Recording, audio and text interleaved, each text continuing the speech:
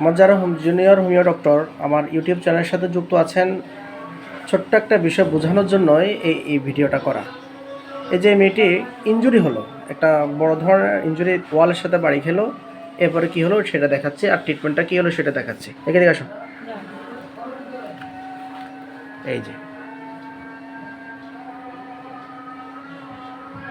যেন একটা ইরাপশন বা একজিমা টাইপের বা চর্মরোগ টাইপের। এই যে এখানে সে ওয়ালের সাথে বড় একটা আঘাত খেলো, যেটা তার ইনার ইয়ার কানের ভেতরে পর্যন্ত আঘাত করছে, রক্ত রক্ত বাইরেছে। কিন্তু এরপরে এখানে এই যে এই ধরনের সিমটমটা দেখা দিছে। এখন ওষুধ কি হবে? মানে এখানে চর্মরোগ ভেবে যদি চর্মরোগের ওষুধ প্রয়োগ করেন তাহলে ফেল করতে হবে, এটা দিয়ে জীবনে ভালো হবে না। আসলে কিন্তু এটা চর্মরোগ না। বসো।